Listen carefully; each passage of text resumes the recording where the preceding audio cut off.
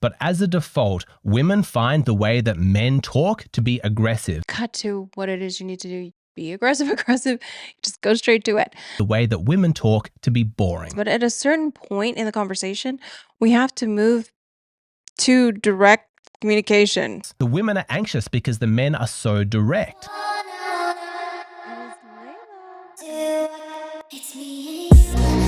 Men across the West are engaged in a massive undertaking of self-censorship. Before they say anything to a woman, they have to pass it through a "will this offend her" lens. It's the Post-Truth Layla podcast.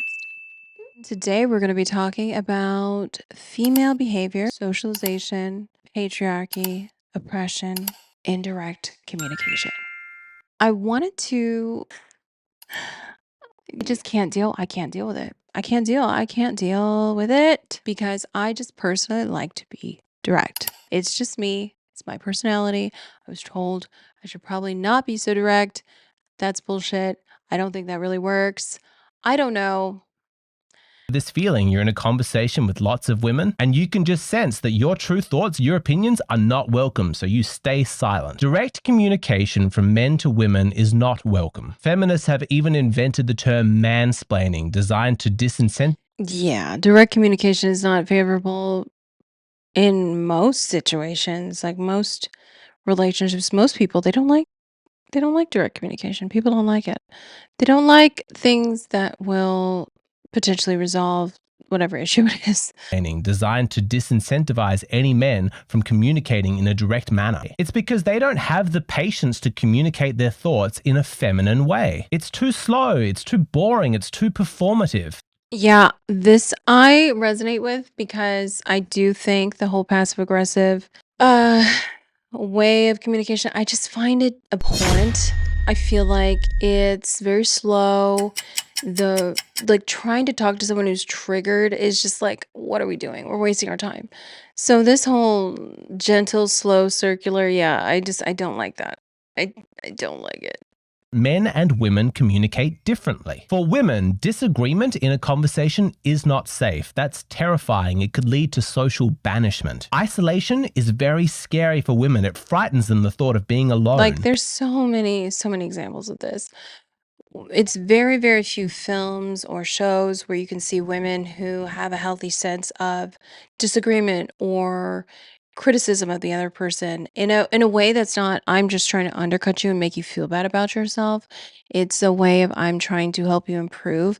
There's very few like models of that in society, in films and TV and stories where you can actively look at it. Most of the time when other women are talking about, giving critiques of other women, it's meant to sabotage and hurt them. It's not very good. But there are a few films. There are few films that I'm going to cover, like the movie Bring It On. Lots of accountability in that film. It's a classic film. I recommend to anyone. What other movies? I can't think of it right now, but I'll. So there's films, there's examples, but again, it's not heavily emphasized, and it's definitely not something women are actively socialized, for.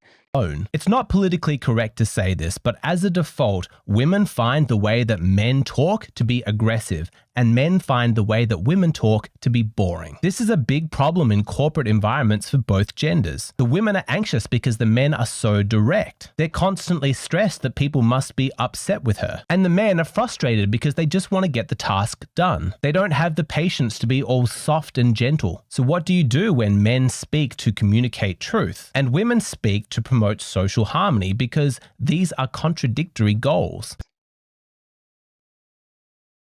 Men communicate a lot of things. Sometimes it's truth, but Changes, I adjust to my audience, and it's like night and day. When I speak to men, I am blunt and direct. I say exactly what I think, and I give minimal thought to whether or not what I'm expressing is. I will talk, I will listen, I will pause and acknowledge and do all of the things. But at a certain point in the conversation, we have to move to direct communication. We can't just do the like circle If we're both guys, then we know that whatever disagreement comes up between us is not going to be the end of our friendship. We want to disagree. We're looking for that. When I catch up with my male friends, it's inevitable that in our conversation, we will find some point of departure between us in our beliefs, our morality, our understanding of reality, and then we will discuss that rigorously and we will challenge each other. It's not stressful because as men, we understand that that disagreement is only surface level. It's safe because we are on the same team. We are working towards the same goal, a better understanding of the world and ourselves. And finding a But yeah, so and that should be what's established with women. I don't understand. I don't understand why everything is like the end of the world all the time. It's like I just have one disagreement. I have a different point of view. Okay, who cares? Like it's not the end of the world. It doesn't mean you're a horrible person and I hate you and I hope everything about your life goes wrong. It's just this is my understanding of something. I guess I disagree with you. Let's have a conversation. Finding a disagreement between us and exploring that is the fastest way of achieving that goal. It's very efficient, and debates like this between men are a bonding experience. But with women, there is so much pressure to emphasize agreement. The conversation inevitably prioritizes emotional harmony over intellectual exploration. I enjoy talking to women, but I can't do it exclusively because eventually it feels suffocating. I want to disagree, I want to challenge their ideas. And I want the freedom to do that without them interpreting my behavior as aggressive or thinking that the social bond between us is under threat. And I actually have sympathy for women in this regard because the pressure that they must feel to always maintain all of their social bonds and never upset anybody must be exhausting. It's naturally going to lead to women having to put on a bit of a performance. But then women weaponize this against each other with this Yeah, kind that's of the thing. I can't really be fake like that. I've decided I'm gonna just communicate how I communicate, communicate with women that I respect and I think are intelligent and rational and, sane enough to deal with. It's like if you're performing with someone, if you're fake with someone, then you become a fake person and then it's like, okay, well, what are you doing? You like we can't trust you because of this. Like, so I'd rather just be honest, keep it 100, like keep it honest and, respect. I feel like it's a form of respect. Like, I respect you enough to be honest with you. That's what I'm doing. I respect you as a woman enough that I'm going to be honest with you and tell you how I really feel about things, even if we disagree. And yeah, that's my philosophy now because I can't deal with it. I can't be fake. That's too much work. It's stressful.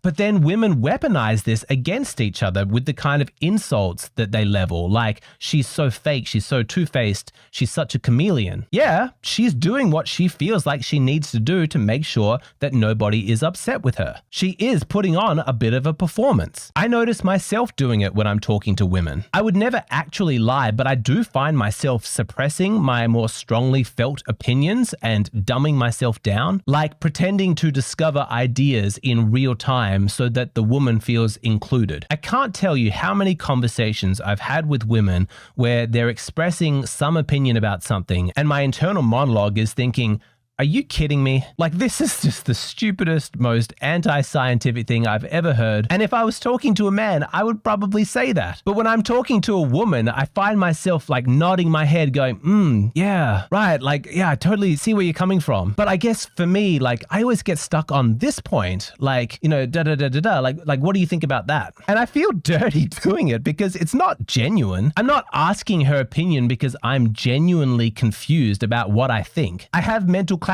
I've already figured this out. And I can explain to you every single detail of my thought process, how I reached that conclusion. But in a conversation with a woman, just telling her your conclusion about something to her can feel aggressive. So it's a lot easier and more harmonious if you just go gently and walk it through step by step. Yeah, yeah.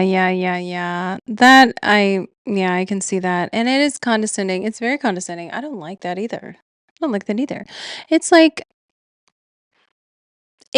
I mean, I could see where this tactic of working toward in like we're working in collaboration would be good, especially if it's someone who isn't as well versed on the topic, or they're maybe a lot younger than you, they lack experience. There could be a myriad of reasons. Or you're not really familiar with them. Hello? If you're not really familiar with them, potentially that would be great tactic to say, okay, let's work on this together. Let's figure this out together. Now, how did you come to this conclusion? Rather than just go to a confrontational, like, you're wrong and I'm right sort of thing. Yeah, so it balances out. Him saying, him acting like this is all women is a little bit over generalization, but yeah, I can see how. I can see how this is something you potentially have to employ far more often with women.